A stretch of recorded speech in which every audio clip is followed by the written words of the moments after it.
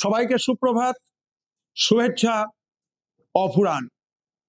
আমি উচ্চ মাধ্যমিকের স্টুডিও থেকে ডক্টর সুরজিৎ কুমার ধর, ইতিহাস বিভাগ বিশেষজ্ঞ শিক্ষক।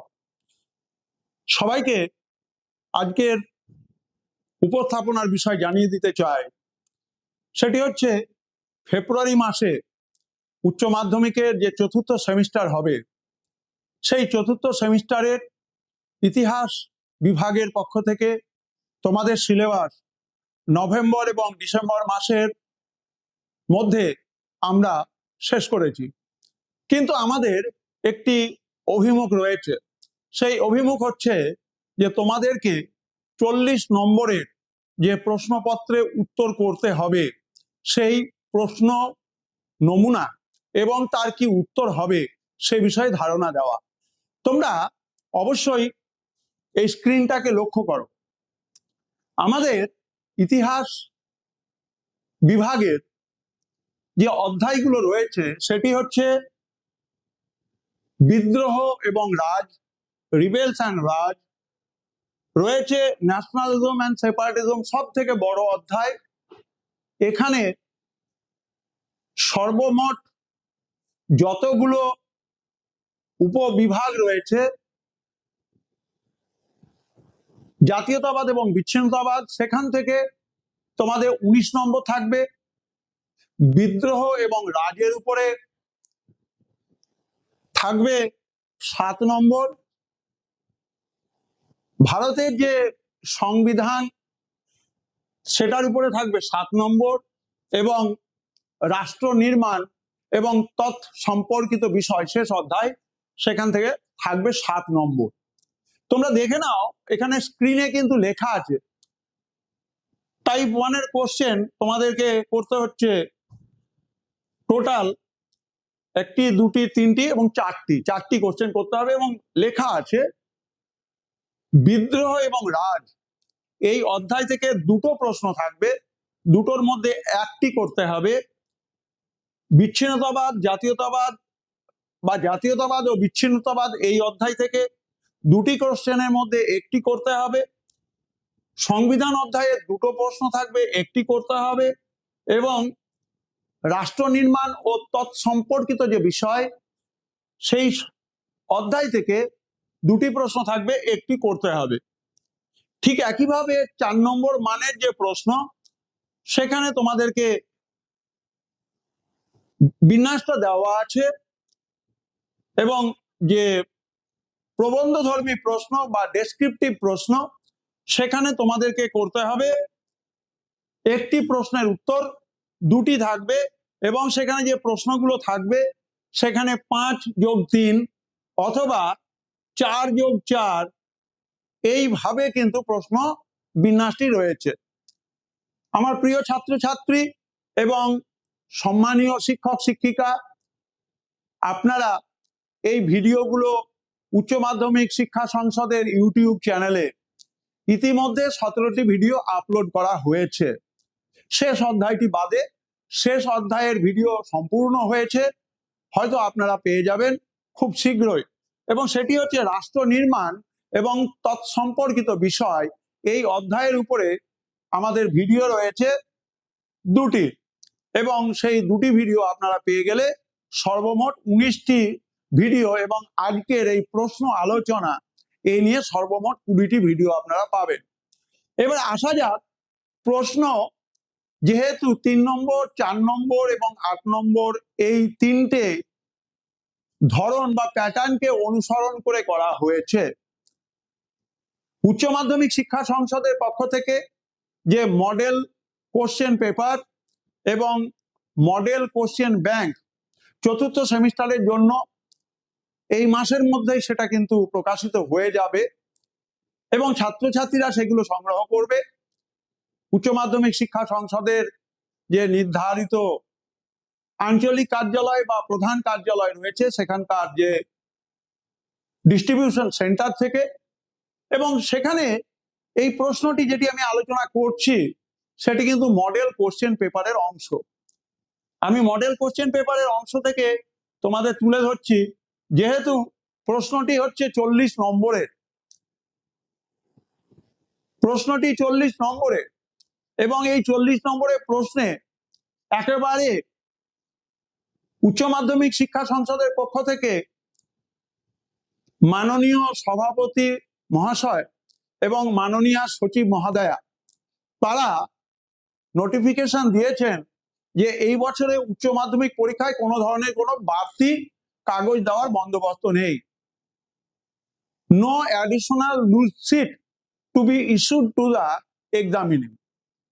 কোনো পরীক্ষার্থী কোনো বাড়তি কাগজ পাবেন না।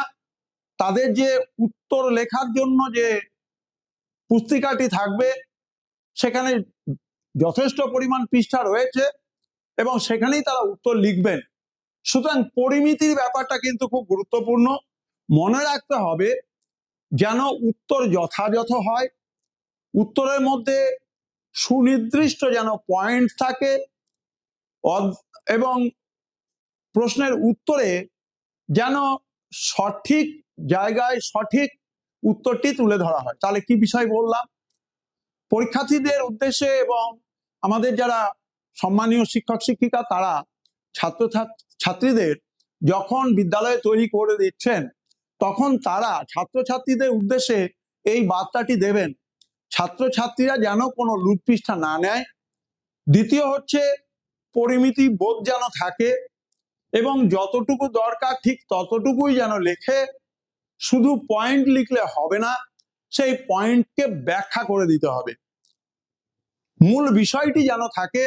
উত্তর ছোট হতে পারে কিন্তু সে উত্তর যেন অপ্রাসঙ্গিক না হয়। আমি এবারে আসব আমাদের প্রশ্ন এবং তার উত্তর কি হতে পারে, অর্থাৎ আমি কি পয়েন্ট, অর্থাৎ যে পয়েন্টগুলো রাখলে পরে শিক্ষার্থীরা পরীক্ষার্থীরা সম্পূর্ণ নম্বর দাবি করতে পারে সেই জায়গাটা কিন্তু আমরা আমাদের স্টুডিও থেকে ইতিহাস বিভাগের পক্ষ থেকে আমরা তুলে ধরছি।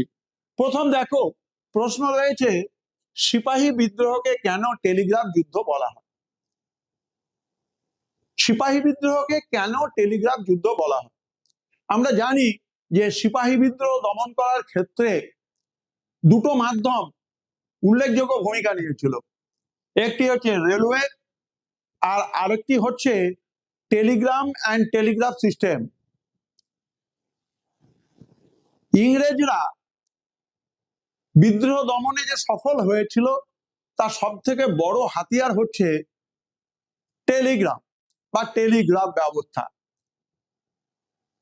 একটি জায়গায় বিদ্রোহ হয়েছে, আমি ধরেই নিলাম বহরমপুর ব্যারাকপুর থেকে বিদ্রোহের সূত্রপাত হচ্ছে এবং মুহূর্তের মধ্যে সেই বিদ্রোহ দিল্লি, মেরঠ, আম্বালা, জব্বলপুর, বরাউনি এবং ভারতবর্ষে যে সমস্ত জায়গায় সেনা ছাউনি ছিল সেখানে কিন্তু ছড়িয়ে পড়ছে। সুতরাং ইংরেজদের পক্ষে এই সিপাহী বিদ্রোহকে মোকাবিলা করা, সিপাহী বিদ্রোহকে দমন করা টেলিগ্রাফ ছাড়া সম্ভব হতো না। সাংকেতিক বার্তার মধ্য দিয়ে কোথায় বিদ্রোহ হচ্ছে, কি পরিমাণ বিদ্রোহী রয়েছে, তারা কি কি ধরনের যুদ্ধের সরঞ্জাম ব্যবহার করছে, সমস্ত বিস্তারিত অনুপুঙ্খ বিবরণ কিন্তু টেলিগ্রাফ এবং টেলিগ্রাম ব্যবস্থার মধ্য দিয়ে ইংরেজ যারা প্রশাসক ছিলেন, ইংরেজ যারা শাসক ছিলেন, যারা এই সিপাহী বিদ্রোহকে দমন করতে চেয়েছিলেন তারা কিন্তু এই মাধ্যমকে ব্যবহার করেছেন। এবং এই হিসেবে যে টেলিগ্রাফ ব্যবস্থা ভারতবর্ষে কবে চালু হলো এবং এই টেলিগ্রাফ ব্যবস্থাকে কাজে লাগিয়ে কিভাবে বিদ্রোহ দমন হলো এইটুকু আলোচনায় কিন্তু এই প্রশ্নের উত্তরে থাকবে। দ্বিতীয়তে আসি, সিপাহী বিদ্রোহের তাৎক্ষণিক কারণ লেখো। তাহলে আমরা what are the ultimate cause responsible for the sipahi mutiny, সিপাহী বিদ্রোহের তাৎক্ষণিক কারণ। যে কোনো বিদ্রোহের দুটো কারণ থাকে, একটি হচ্ছে সাধারণ কারণ আর একটি হচ্ছে তাৎক্ষণিক কারণ। সাধারণ কারণে আমরা উল্লেখ করতে পারি যে সামাজিক ক্ষেত্রে শাসক শাসিত মনস্তাত্ত্বিক দিক, ইংরেজরা ভারতীয়দেরকে শাসিত হিসেবে দেখত এবং তাদের সঙ্গে শাসক সুলভ আচরণ করত, যেটা আমাদের ভারতবর্ষের সিপাহী সাধারণ মানুষ সবাইকে আহত করেছিল। দ্বিতীয় দিক হচ্ছে অর্থনৈতিক কারণ। সেখানে আমাদের ভারতবর্ষ থেকে কিভাবে সম্পদের অপহার হয়েছে, ড্রেন অফ ওয়েলথ হয়েছে, কিভাবে ভারতবর্ষের কুটির শিল্প ধ্বংস হয়েছে, ভারতবর্ষে আস্তে আস্তে কর্মহারা মানুষের পরিমাণ বৃদ্ধি পেয়েছে এবং এরাও কিন্তু বিদ্রোহে যোগ দিয়েছিল। কিন্তু তাৎক্ষণিক কারণটাই আলোচনার বিষয়, যার জন্য সেখানে আলোচনা করতে হবে যে সেনাবাহিনীতে এনফিল্ড রাইফেলের ব্যবহার। এই এনফিল্ড রাইফেল, সেখানে যে কার্তুজ ব্যবহার করা হতো, সেই কার্তুজে মোড়কে গরু এবং শূকরের চর্বি মেশানো আছে বলে একটি গুজব ছড়িয়েছিল। সেক্ষেত্রে হিন্দুরা বা মুসলিমরা দাঁত দিয়ে এই কার্তুজ যখন ছিঁড়ে রাইফেলের ব্যারেলের মধ্যে প্রবেশ করাতো, তখন তাদের মধ্যে জাতি এবং ধর্ম নষ্টের বিষয়টি প্রাধান্য পেল। হিন্দুরা গরুর মাংসের জন্য প্রতিবাদ করেছে, মুসলিমরা শূকরের মাংস, চর্বি মেশানো যে কোটিং, তার বিরুদ্ধে প্রতিবাদ করেছে। এটা হচ্ছে সিপাহী বিদ্রোহের তাৎক্ষণিক কারণ। This is the ultimate cause responsible for the sipahi mutiny. আমরা প্যান ইসলামিক আন্দোলন এই বিষয়ে আলোচনা করব। এই প্রশ্নগুলো কিন্তু সবই টাইপ 1, 3 নম্বর মানের প্রশ্ন। প্যান ইসলামিক আন্দোলন মানে ইসলামিক সৌভ্রাতৃত্ববোধ। পৃথিবীতে যত মুসলিম মানুষ রয়েছে তারা ইসলাম ধর্মের রক্ষার জন্য আন্দোলন করেছে। আমরা দেখতে পাই ভারতবর্ষে যখন অসহযোগ আন্দোলন চলছে, প্রথম বিশ্বযুদ্ধের ঠিক পরে পরে খিলাফত ইস্যু বড় হয়ে দেখা দিল। কারণ প্রথম বিশ্বযুদ্ধে জার্মানির মিত্র দেশ, জার্মানি পরাজিত এবং মিত্র দেশ হচ্ছে তুরস্ক। সুতরাং এই তুরস্কের উপরেও কিন্তু সন্ধি চাপানো হয়েছিল, সেভারেজ সন্ধি, এবং সেখানে ইসলামিক জগতে সর্বোচ্চ পদ খলিফা, তার উপর আঘাত এসেছিল। গান্ধীজি এই সুযোগটাকে ব্যবহার করেছিলেন এবং জাতীয় আন্দোলনের মূল স্রোতে মুসলিমদেরকে সংশ্লিষ্ট করতে চেয়েছিলেন এবং যুগের প্রয়োজনে মুসলিমদের গান্ধীজির আন্দোলনের মধ্যে সংশ্লিষ্ট হয়ে ইসলামের শুদ্ধিকরণ, খলিফার সম্মান, খলিফার পদ ফিরিয়ে আনার দাবি বড় হয়ে দেখা দিয়েছিল। এবং এই ঘটনাকে কেন্দ্র করে গোটা পৃথিবীতে এবং ভারতবর্ষে যে আন্দোলন মুসলিমদের মধ্যে শুরু হয় তার নাম হচ্ছে প্যান ইসলামিক আন্দোলন। আমি তোমাদের ধারণার জায়গাটা আলোচনা করছি যাতে করে তোমরা সঠিক ধারণাটা লিখতে পারো। এটুকু লিখলে কিন্তু তোমরা পূর্ণমান পাবে, কিন্তু অপ্রাসঙ্গিক, অবান্তর, প্রশ্ন বহির্ভূত বিষয় আলোচনা করলে কিন্তু কোনো নম্বর পাবে না। সুতরাং মৌলিক জায়গাটাকে তোমরা এখানে তুলে ধরবে। থিওডর বেক আলিগড় আন্দোলনের প্রেক্ষাপটে মুসলিম সমাজের জাগরণ, মুসলিম সমাজের আধুনিকীকরণের পথিকৃৎ ছিলেন স্যার সৈয়দ আহমেদ খান।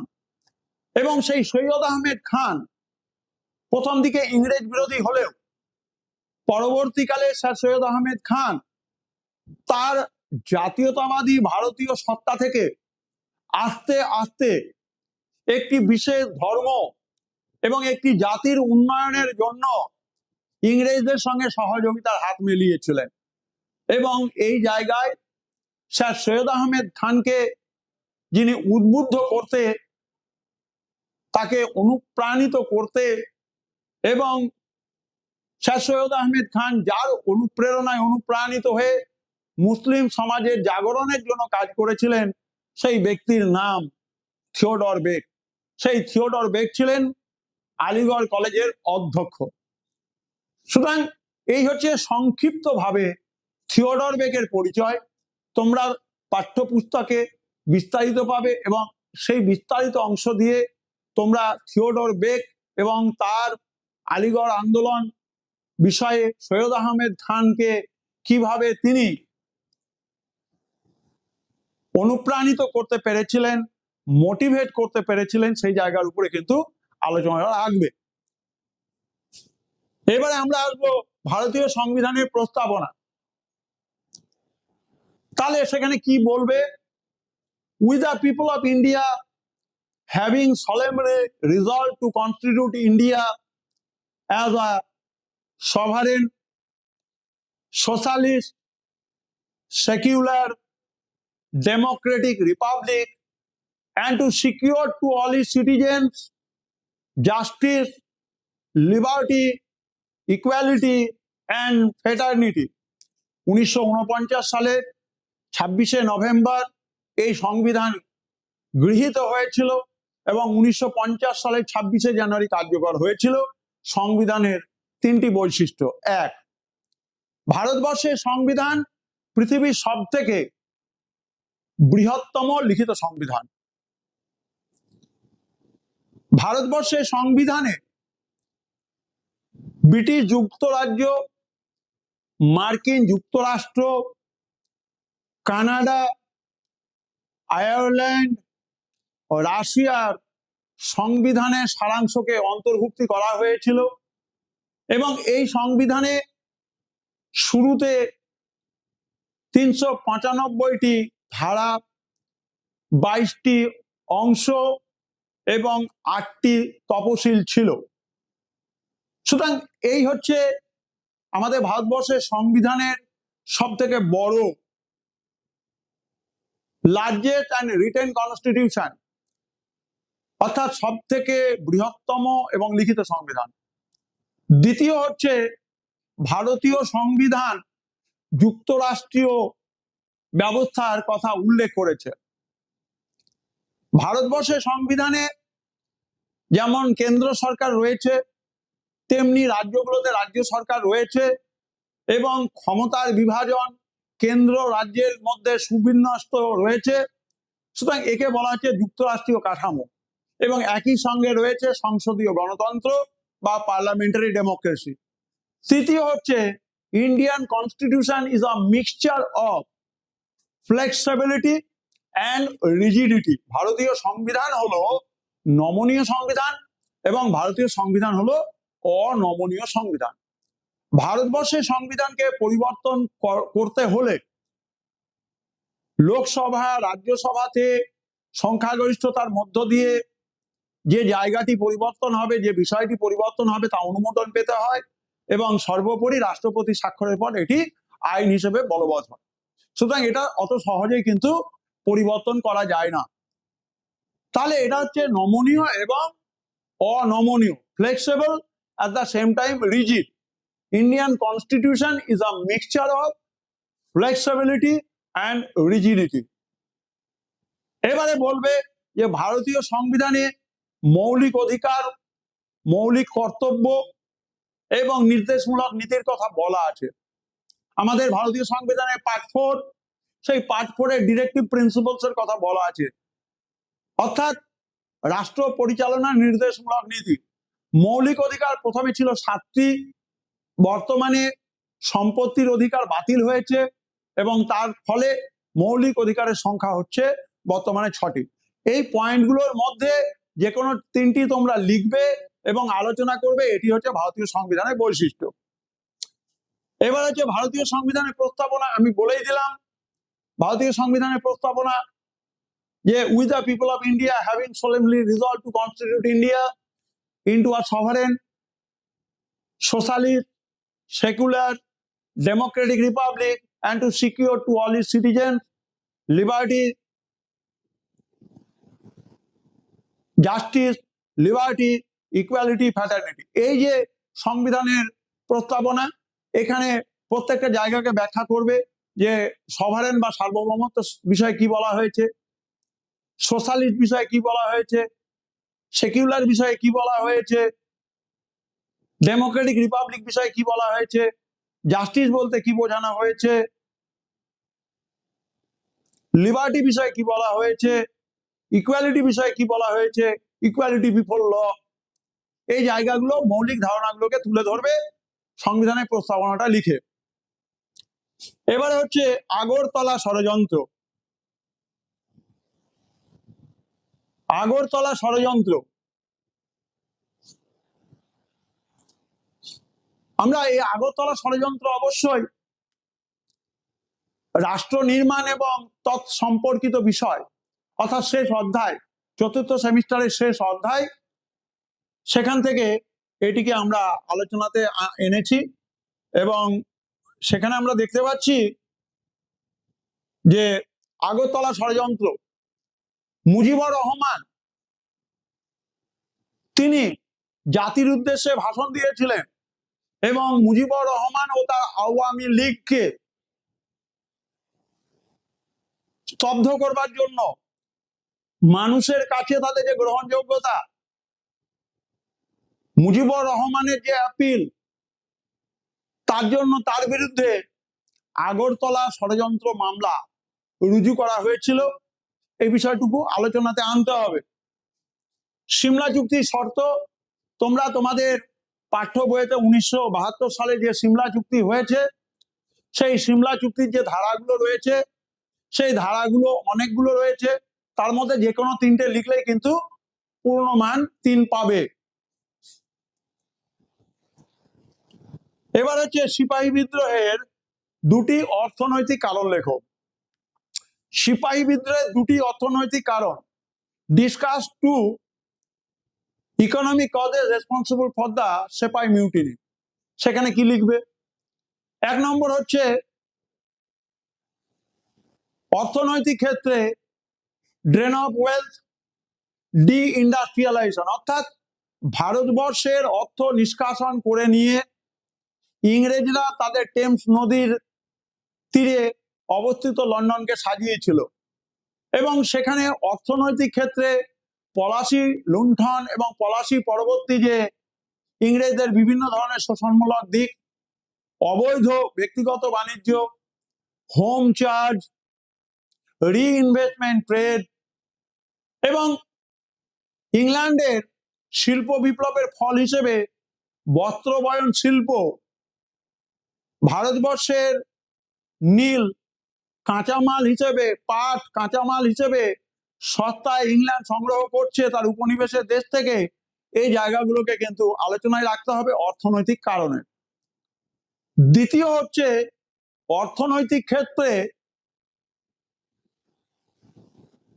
ইংরেজরা সিপাহীদের ক্ষেত্রে যে অর্থনৈতিক বঞ্চনা করেছিল, একই কাজের জন্য ভারতীয়রা অনেক বেশি ঝুঁকি নিচ্ছে কিন্তু তারা সেই অর্থনৈতিক মান পাচ্ছে না এবং তার জন্য সিপাহীদের মধ্যে অসন্তোষ ছিল। আর একটা হচ্ছে এস্টাবলিশমেন্ট অফ সার্ভিস অ্যাক্ট 1856।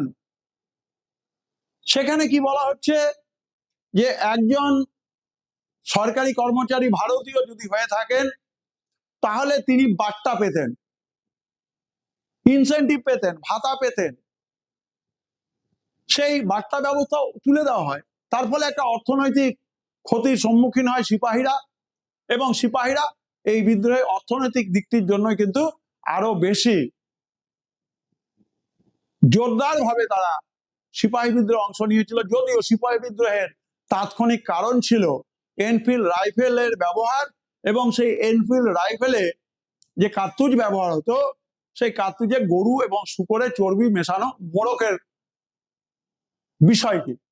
সুতরাং এগুলো আলোচনা করবে। এবারে আমাদের আলোচনায় আসছে সিপাহী বিদ্রোহের সামাজিক কারণ।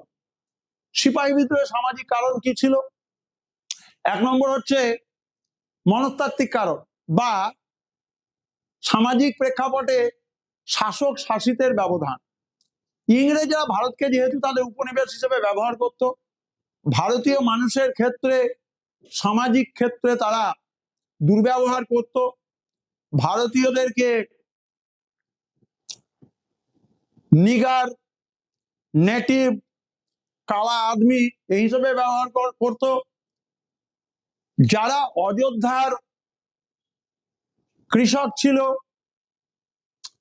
সব থেকে বেশি অযোধ্যা, বিহার, বাংলা থেকে ইংরেজদের সেনাবাহিনীতে সৈনিক হিসেবে এরা যোগ দিত।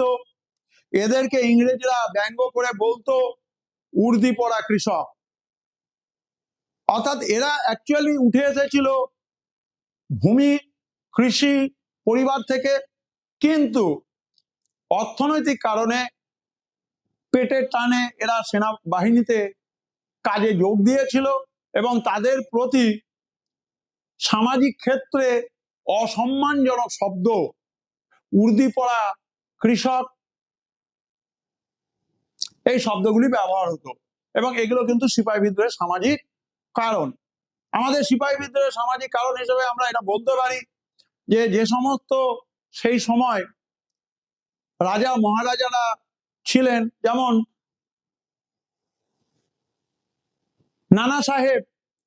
নানা সাহেবকে দত্তক সত্যবিলোপ নীতির দোহাই দিয়ে তার পদ অবলুপ্ত করলো এবং তিনি আগে যে ভাতা পেতেন সেই ভাতা বন্ধ করে দেওয়া হলো। স্বাভাবিকভাবে নবাব পরিবার বা রাজা মহারাজাদের সঙ্গে সংশ্লিষ্ট মানুষজন, কারিগর, দৈনন্দিন কাজ করে বেঁচে থাকা মানুষ, তাদের অর্থনৈতিক ক্ষেত্রে এই সমাজের মধ্য থেকে কিন্তু একটা কৃত্রিম সংকট তৈরি করা হচ্ছিল। এগুলো কিন্তু সামাজিক কারণের মধ্যে চলে আসছে। এবারে আমরা আলোচনা করব, সেটি হচ্ছে মুসলিম লীগের লক্ষ্য। কি কারণে মুসলিম লীগ তৈরি হয়েছিল?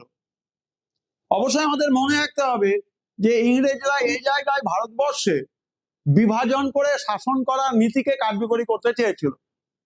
ইংরেজরা ভারতের হিন্দু মুসলমানের মধ্যে একটি চিন্তা ভাবনাকে সুগভীরভাবে পৌঁছে দিতে চেয়েছিল আলিগড় আন্দোলন থেকে। সেটি হচ্ছে হিন্দু মুসলমান দুটো আলাদা ধর্ম, দুটো আলাদা জাতি, সুতরাং এই দুটো আলাদা ধর্ম জাতির মানুষের চিন্তা ভাবনা, পোশাক পরিচ্ছদ, আচার আচরণ, খাদ্য অভ্যেস সবকিছু আলাদা। এবং মুসলিম লীগের উদ্দেশ্যই ছিল মুসলিমদের স্বার্থ সংরক্ষণ করা। মুসলিম লীগের উদ্দেশ্যই ছিল পুরোপুরি মুসলিম কেন্দ্রিক চিন্তা ভাবনা।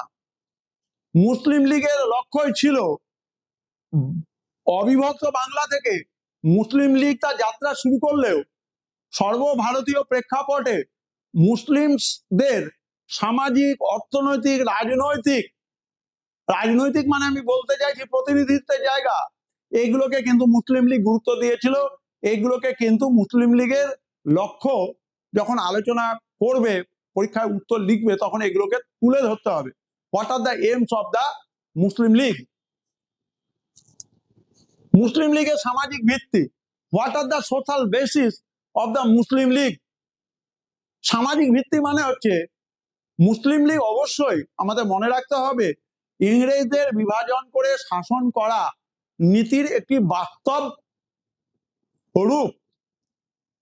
It is an apparatus implemented by the British following the divide and rule and to strengthen their imperialism in India as well as division policy in Bengal. সুতরাং সেই জায়গা থেকে আমরা যদি বিশ্লেষণ করি তাহলে আমাদের মুসলিম লীগের মধ্যে কারা মুসলিম ছাড়া এসেছিল বা মুসলিমদের যারা অংশ নিয়েছিল তারা সমাজের কোন ধরনের পরিস্থিতি থেকে এসেছিল। আমরা জানি যে ঢাকার নবাব সলিমুল্লাহর প্রাসাদে মুসলিম লীগ 1906 সালে তৈরি হয়েছে, তার আগে কিন্তু বঙ্গভঙ্গ ঘটে গেছে।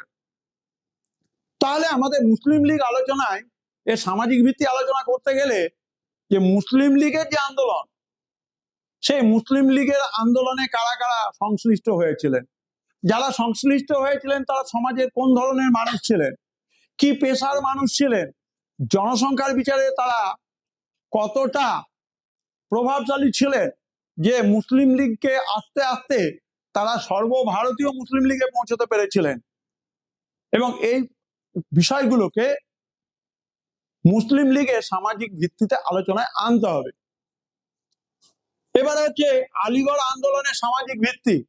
What are the social basis of the Aligarh movement? আমরা জানি যে স্যার সৈয়দ আহমেদ খানের হাত ধরে আলিগড় মুসলিম বিশ্ববিদ্যালয়কে কেন্দ্র করে মুসলিমদের আধুনিক যুগে প্রবেশ এবং মুসলিমদের মধ্যে আধুনিক শিক্ষা, আধুনিক চিন্তা ভাবনা তার প্রসার। তাহলে সামাজিক ভিত্তি বলতে গেলে আমাদের বলতে হবে যে আলিগড় আন্দোলনে যারা যুক্ত হয়েছিলেন তারা বেশিরভাগ ছিলেন মুসলিম জমিদার, মুসলিম নায়েব, মুসলিম তালুকদার, বিশেষভাবে রায়বেরেলি, বিশেষভাবে আগ্রা, এই যে জায়গাগুলো ছিল যেখানে সম্ভ্রান্ত মুসলিম পরিবার ছিল তারা এখানে যোগ দিয়েছিল, একটি পরিসংখ্যান। এই সময় আলিগড় আন্দোলন যখন চলছে তখন সেখানে যে 272টি পরিবারকে আমরা সংশ্লিষ্ট হতে দেখি, তার মধ্যে 86টি পরিবার ছিল নায়েব, জমিদার অথবা তালুকদার। দ্বিতীয় হচ্ছে যে আলিগড় আন্দোলনে যারা গুরুত্বপূর্ণ নেতৃত্ব ছিলেন তারা তাদের ছেলে মেয়েদেরকে পড়াতেন ইংলিশ মিডিয়াম বোর্ডিং স্কুলে, এবং সেই ইংলিশ মিডিয়াম বোর্ডিং স্কুলে কারা পাঠদান করতেন? ইংরেজ সাহেবেরা। অর্থাৎ মুসলিমদেরকে আধুনিক শিক্ষা, সংস্কৃতি, পাশ্চাত্য জ্ঞান বিজ্ঞানের আলোকে আলোকিত করে আধুনিক মনস্ক করবার জন্য আলিগড় কলেজের অধ্যক্ষ থিওডর বেগ যে দায়িত্ব নিয়েছিলেন সেটি কিন্তু তিনি সুচারুভাবে পালন করেছিলেন। এবং আমরা দেখতে পাই এইভাবে আলিগড় আন্দোলনের সামাজিক ভিত্তিভূমি তৈরি হচ্ছে। সুতরাং আলিগড় আন্দোলনের সামাজিক ভিত্তি আলোচনা করতে গেলে এই বিষয়গুলোকে উত্তরের মধ্যে আনতে হবে। পয়েন্ট লিখলে হবে না, পয়েন্টটিকে ব্যাখ্যা করে দিতে হবে ঠিকঠাক ভাবে। আমরা পরের প্রশ্ন, আলিগড় আন্দোলনের প্রাতিষ্ঠানিক ভিত্তি। What are the institutional bases? What are the institutional base of the Aligarh movement? Aligarh আন্দোলনে কোন কোন প্রতিষ্ঠান যুক্ত হয়েছিল? তাহলে আমরা অবশ্যই বলবো এডুকেশন সোসাইটি, আমরা বলবো আলিগড় অ্যাংলো ওরিয়েন্টাল মোহামেডান কলেজের কথা বলবো, আমরা লিটারেরি যে ইনস্টিটিউশন গুলো ছিল আলিগড় আন্দোলনকে যারা প্রমোট করেছিল তার কথা বলবো, আমরা আলোচনা করব যে আপার পার্ট, ভারতবর্ষের আপার পার্টে যে সমস্ত মুসলিম প্রতিষ্ঠানগুলো ছিল তারা আলিগড় আন্দোলনের পাশে কিভাবে দাঁড়িয়েছিল, বা বিভিন্ন ধরনের সাংস্কৃতিক যে প্রতিষ্ঠানগুলো ছিল সেগুলো কিভাবে আলিগড় আন্দোলনের পাশে দাঁড়িয়েছিল, এগুলো হচ্ছে ইনস্টিটিউশনাল বেস। এবারে আমরা আলোচনা করব মুক্ত অর্থনীতি। ভারতবর্ষে যে অধ্যায়টা আমরা আলোচনা করেছি রাষ্ট্র নির্মাণের আগের অধ্যায় বা রাষ্ট্র নির্মাণে, আমরা দেখতে পাচ্ছি মুক্ত অর্থনীতি, ওপেন ইকোনমি বা ফ্রি ইকোনমি।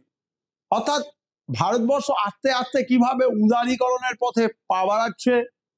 1990 দশকে পিভি নরসিমহা রাও, ডক্টর মনমোহন সিং এর অর্থনৈতিক পরিকল্পনা এবং ভারতবর্ষের বাজার অর্থনীতিকে গোটা পৃথিবীর কাছে উন্মুক্ত করে দেওয়া, এবং যার ফলশ্রুতি হচ্ছে আজকের দিনে যে ভারতবর্ষ অর্থনীতির ক্ষেত্রে প্রায় আগে চলে এসেছে, এবং ইউরোপের ইংল্যান্ড, ফ্রান্স, আমেরিকা, এই দেশগুলো অর্থনৈতিক ক্ষেত্রে যেভাবে তাদের উত্তোলন ঘটেছিল, ভারতবর্ষ কিন্তু এই মুক্ত অর্থনীতির হাত ধরে এসেছে। এবং সেই মুক্ত অর্থনীতিতে আমরা এফডিআই দেখতে পাচ্ছি, আমরা দেখতে পাচ্ছি যে কিভাবে গ্রামীণ কৃষি অর্থনীতিকে মুক্ত বাজারে পৌঁছে দিয়ে ভারতবর্ষের পণ্যের যে মান, ভারতবর্ষের পণ্যের যে গুণ, তার মধ্য দিয়ে গোটা পৃথিবীর কাছে প্রতিযোগিতায় তাকে পৌঁছে দেওয়া। এগুলো সবই কিন্তু আমাদের মুক্ত অর্থনীতির ধারণা। এবারে আলোচনায় আসবো প্রথম পঞ্চবার্ষিকী পরিকল্পনার লক্ষ্য কি ছিল। ভারতবর্ষ স্বাধীন হয়েছে। ভারতবর্ষ স্বাধীন হওয়ার পর প্রথমেই চ্যালেঞ্জ ছিল ভারতবর্ষের অর্থনীতিকে তার একটা যোজনা কমিশন বা পরিকল্পনা কমিশন তৈরি করা। প্রথম পঞ্চবার্ষিকী পরিকল্পনা 51 থেকে 56, 1951 থেকে 56, এবং এই সময় কতগুলো দায়িত্ব ছিল ভারত সরকারের। প্রথম কথা হচ্ছে কৃষির ক্ষেত্রে স্বনির্ভরতা, কৃষির ক্ষেত্রে উদ্বৃত্ত কৃষি জাত পণ্য তৈরি করা, কর্মসংস্থান প্রেক্ষাপট তৈরি করা, এমপ্লয়মেন্ট সেক্টর ফ্যাসিলিটি, গড় উৎপাদন বৃদ্ধির সঙ্গে সঙ্গে গড় জাতীয় আয়ের জায়গাটা ছিল। উল্লেখযোগ্য বিষয় হচ্ছে প্রথম পঞ্চবার্ষিকী পরিকল্পনায় কৃষির উপরে গুরুত্ব এসেছে, জীবনযাত্রার মান উন্নয়নের উপরে গুরুত্ব এসেছে। এইরকম যে এইমস গুলো রয়েছে, AIIMS and objectives, discuss the aims and objectives of the first 5-year plan. তোমরা অনেক কিছু পাবে তোমাদের গ্রন্থে, এখান থেকে একটু সারাংশ করে তোমাদেরকে 3টে বা 4টে পয়েন্টের মধ্যে এই উত্তরটিকে রাখতে হবে, অবশ্যই তার বিবরণ সহ। আমরা আলোচনা করব শ্যাম মানিক শাহ।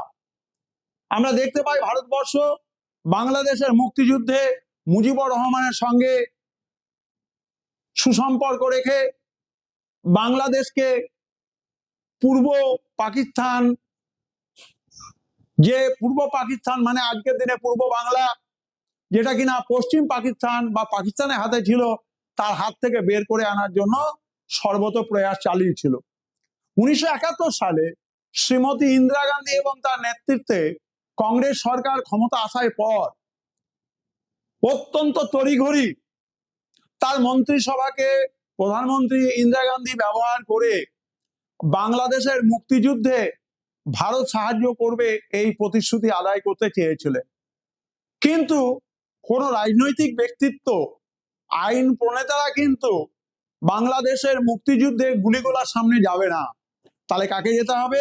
ভারতীয় সেনাবাহিনীকে। এবং যার জন্য তৎকালীন প্রধানমন্ত্রী ইন্দিরা গান্ধী শ্যাম মানেকশাকে ডেকে পাঠালেন।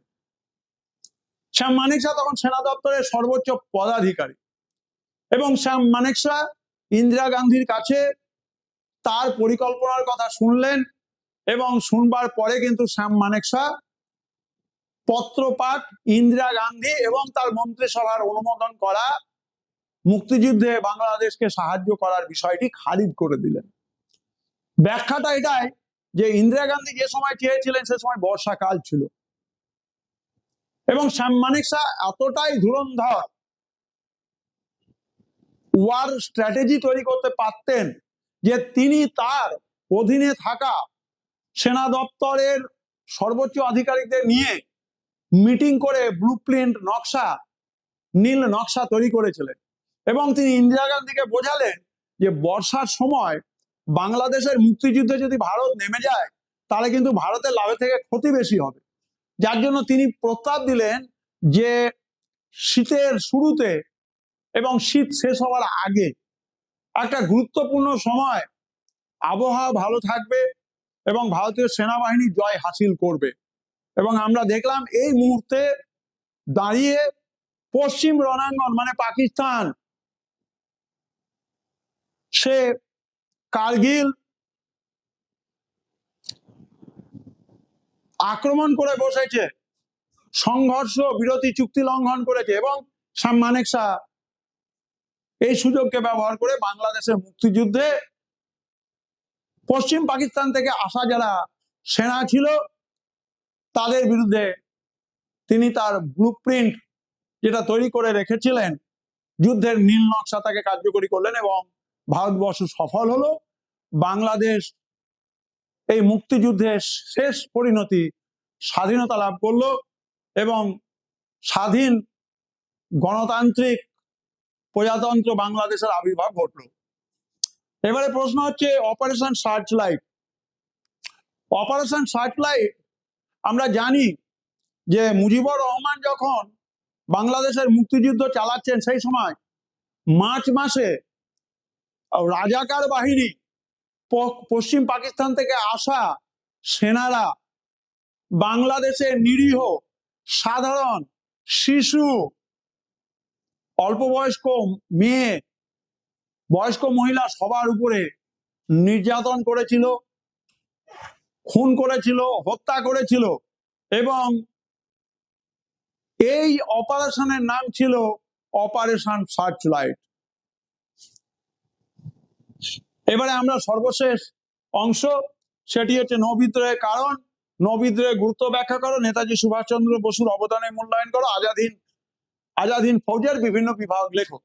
প্রথম প্রশ্ন হচ্ছে, what are the causes responsible for the Naval mutiny of 1946? আর হচ্ছে, what are the importance of the Naval mutiny? প্রথম অংশ এবং দ্বিতীয় অংশ, দুটো অংশই কিন্তু তোমাদেরকে আলাদা আলাদা উত্তর করতে হবে। দুটোই কিন্তু আলাদা আলাদা উত্তর করতে হবে, একসঙ্গে লিখে দিলে হবে না। কারণ দেখো, তোমাদের এখানে কিন্তু নম্বরের ভাগ রয়েছে এবং তোমরা এই ভাগ অনুযায়ী কিন্তু তোমাদের মূল্যমান পাবে। পরীক্ষক যখন খাতা দেখবেন তখন তোমাদের এইভাবে মূল্যমান করা হবে। তো নৌবিদ্রোহের কারণ প্রথমেই হচ্ছে যে নৌবাহিনীতে যারা চাকরি করতেন তাদের সামাজিক সম্মান ইংরেজদের কাছে ছিল খুব খারাপ। তারা শাসক জাতির লোক বলে ভারতীয়দের প্রতি অবমাননাকর আচরণ করতেন। নিগার, নেটিভ, কালা আদমি এই শব্দগুলো ব্যবহার করতেন। দ্বিতীয় পয়েন্ট হচ্ছে খাদ্যের এবং বেতন বৈষম্য। ভারতীয় সেনারা যে খাবার পেতেন নিকৃষ্ট মানের, ভারতীয় সেনারা একই চাকরি করে ইংরেজদের থেকে কম বেতন পেতেন, একই যোগ্যতা থাকা সত্ত্বেও ভারতীয় সৈনিকরা কম বেতন পেতেন নৌবাহিনীর যারা সাধারণ কর্মী এবং আধিকারিক ছিলেন ভারতীয়। তৃতীয় হচ্ছে যে আমরা দেখতে পাই রশিদ আলীর বিচারকে কেন্দ্র করে আজাদ হিন্দ ফৌজের ধৃত নায়ক রশিদ আলী লালকেল্লায় বিচারের ব্যবস্থা হয়েছিল এবং তার বিরুদ্ধে সারা ভারতবর্ষে প্রতিবাদ হয়েছিল 12 ফেব্রুয়ারিতে, এবং তা ইতিহাসে রশিদ আলী দিবস নামে পরিচিত। আরেকটি পয়েন্ট হচ্ছে যে ভারতীয় সেনাদেরকে সাগর পাড়ে ঝুঁকিপূর্ণ জায়গায় যুদ্ধে যেতে বাধ্য করা হতো।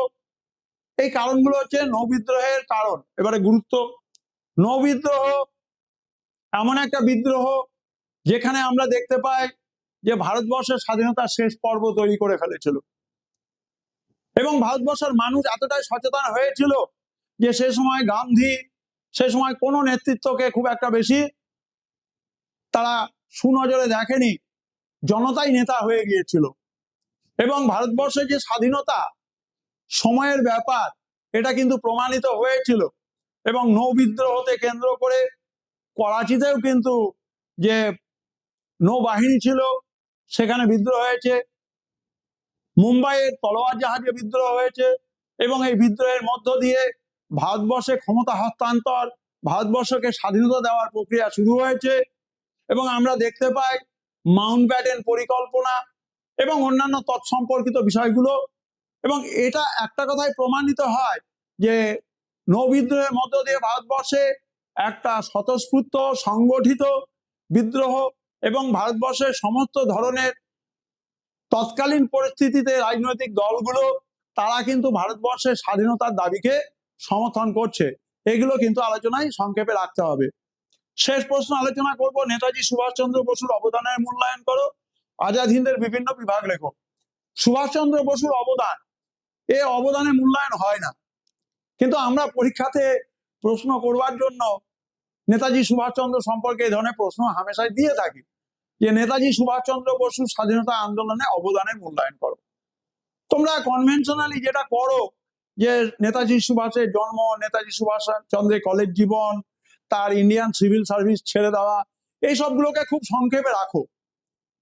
আলোচনা শুরু করো যে জালিয়ানওয়ালাবাগ হত্যাকাণ্ডের খবর যখন সুভাষচন্দ্রের কাছে পৌঁছেছিল তার মধ্যে জাতীয়তার বহিঃপ্রকাশ লক্ষ্য করি। তিনি ইংল্যান্ডের civil service, Indian civil service পরীক্ষা শেষ ধাপ ছেড়ে দিয়ে চলে এসেছিলেন ভারত মায়ের সেবা করবেন বলে। তারপরে তাকে অন্তরীণ করা হয়েছে, তিনি সেখান থেকে চলে গেছেন বিদেশে। এর মাঝখানে আমরা দেখতে পাই সুভাষচন্দ্রের রাজনৈতিক মতাদর্শের ভিত্তিভূমি তৈরি করেছিলেন চিত্তরঞ্জন দাস, কলকাতা কর্পোরেশনের মেয়র। আমরা সুভাষচন্দ্রের আজাদ হিন্দ ফৌজ এবং যাকে সেই সময়ের বিচারে ইতালি, জার্মানি, জাপান সহ আরো 9টি দেশ স্বীকৃতি দিয়েছে। নেতাজি সুভাষচন্দ্র সেই ব্যক্তি যিনি পরাধীন ভারতবর্ষের প্রথম প্রধানমন্ত্রী।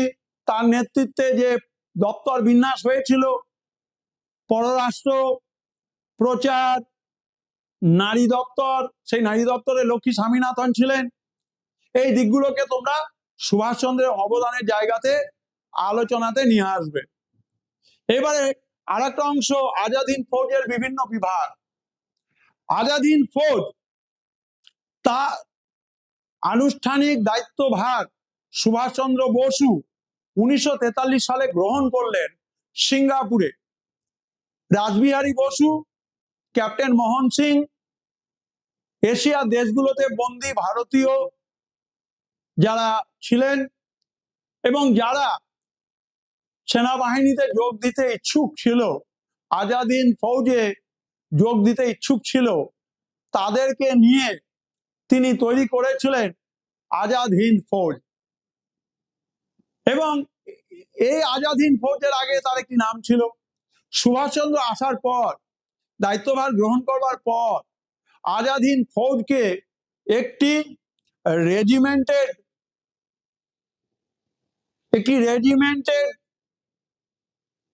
কোরের রূপ দিলেন, একটি সুসংগঠিত কোর বা দপ্তর হিসেবে পরিচিতি দিলেন। যে গান্ধীজি, যে নেহেরু সুভাষচন্দ্র বসুকে জাতীয় রাজনীতিতে কোণঠাসা করতে চেয়েছে, সুভাষচন্দ্র বসু রাজনৈতিক দিক থেকে বিচক্ষণ এবং এতটাই পরিণত রাজনীতিবিদ যে তিনি কিন্তু গান্ধীর সম্মানটাকে সবার উপরে রেখেছিলেন। তিনি তার যে আজাদ হিন্দ ফৌজের বিভিন্ন ডিভিশন গুলো ছিল, সেই আজাদ হিন্দ ফৌজের বিভিন্ন ডিভিশনে নামকরণ কিন্তু করেছিলেন সেইভাবে। গান্ধী ব্রিগেড, মহাত্মা গান্ধীর প্রতি তার সম্মান, মহাত্মা গান্ধীর প্রতি তার দায়বদ্ধতা, সেই জায়গাটাকে মাথায় রেখে তার সেনা দপ্তরের একটি ডিভিশন, তার নাম হচ্ছে গান্ধী ব্রিগেড। তিনি নাম রেখেছিলেন Nehru brigade.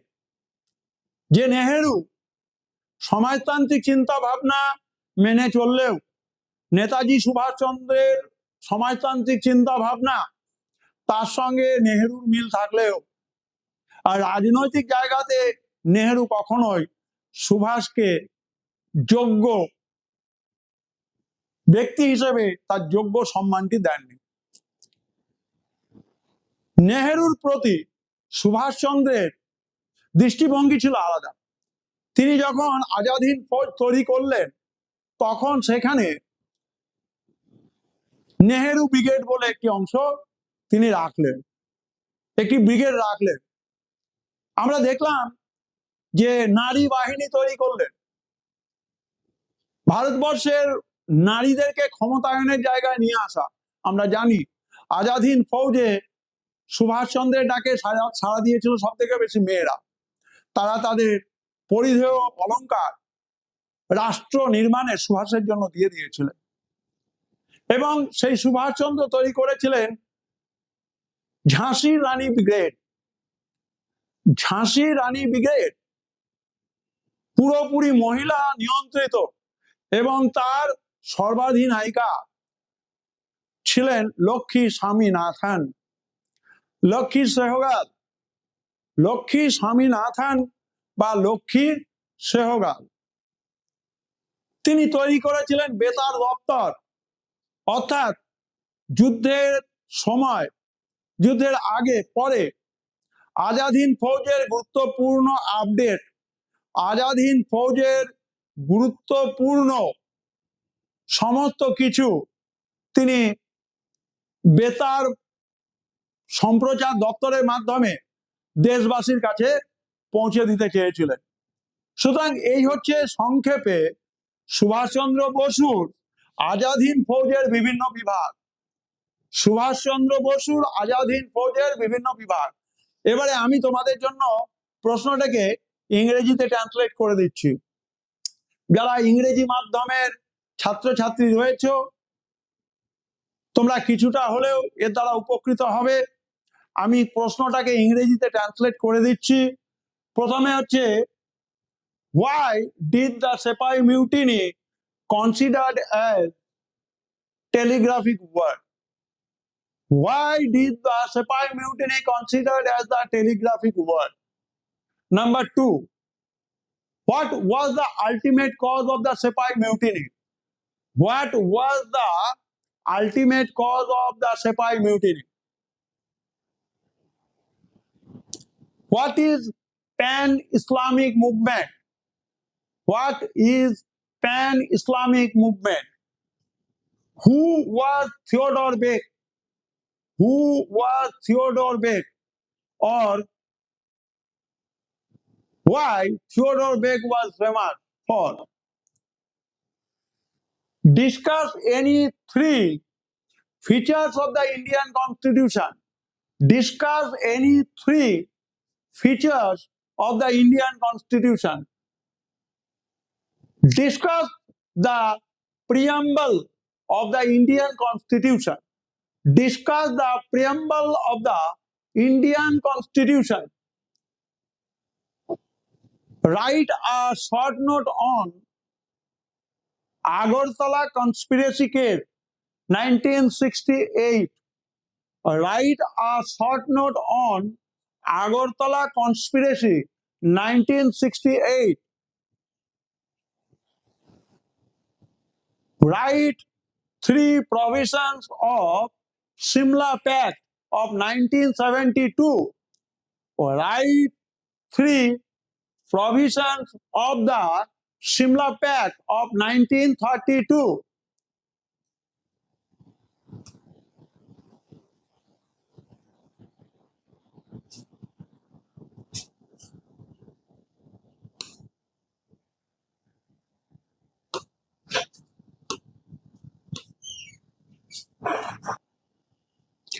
Now, mention 2 economic causes of the Sepoy mutiny. Discuss any 2 causes responsible for Sepoy mutiny. What are the social causes of Sepoy mutiny? What are the social causes of Sepoy mutiny? Explain the aims of the Muslim League. Explain the aims of the Muslim League. What are the social bases of Muslim League? What are the social bases of Muslim League? What are the social bases of Aligarh movement? What are the social bases of Aligarh movement? What are the institutional bases of Aligarh movement? What are the institutional bases of Aligarh movement?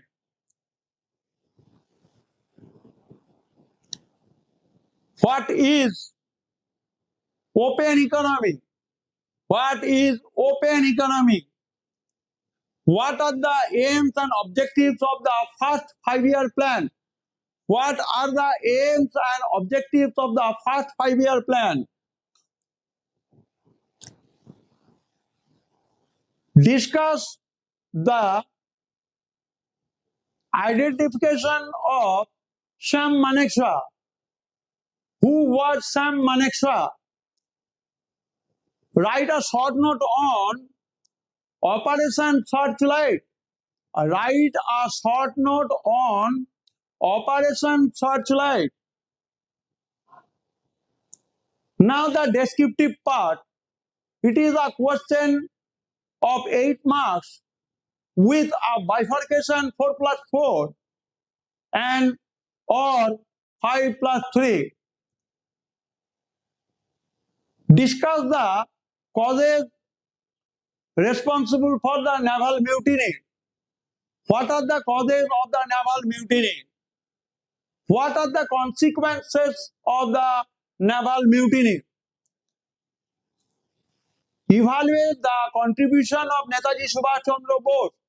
Discuss the contribution of Netaji Subhash Chandra Bose. Evaluate the contribution of Netaji Subhash Chandra Bose. Write about different divisions of Azad Hind Fauj. Discuss different divisions of the Azad Hind Fauj. So in short, this is the English version of a 40 marks question paper. তোমাদেরকে উচ্চ মাধ্যমিক শিক্ষা সংসদের পক্ষ থেকে অনেক অনেক ধন্যবাদ, অনেক অনেক শুভেচ্ছা জানাই। তোমাদের 40 নম্বরের একটি প্রশ্ন বাংলা ভাষায়, ইংরেজি ভাষায় তোমাদের জন্য আমি কি উত্তর হতে পারে তার প্রত্যেকটি প্রশ্ন এবং তার প্রত্যেকটি প্রশ্নের পয়েন্ট ধরে আলোচনা করেছি। তোমরা অবশ্যই এই পয়েন্টগুলোর উপরে নির্ভর করে এই প্রশ্নটি মতো অন্যান্য প্রশ্ন তোমরা মডেল কোশ্চেন পেপার এবং মডেল কোশ্চেন ব্যাংকে পাবে। মডেল কোশ্চেন পেপারে তোমরা 40 নম্বরের একটি 2.5 ঘন্টার প্রশ্ন অভ্যেসের জন্য 4টি প্রশ্নপত্র পাবে, 2টি বাংলা, 2টি ইংরেজি। এবং মডেল কোশ্চেন ব্যাংক সেক্ষেত্রে rebels and the Raj, nationalism and the separatism, বা এখানে রয়েছে framing of the constitution, nation formation and related aspect. এই অধ্যায় থেকে যত ধরনের প্রশ্ন হতে পারে সমস্ত ধরনের প্রশ্ন তোমরা পাবে। Model question paper, it is 4 sets, 2 sets of Bengali and 2 sets in English. Apart from model question paper, there is the model question bank consisting of this chapter Rebel and the Raj, Nationalism and Separatism, the framing of the Constitution,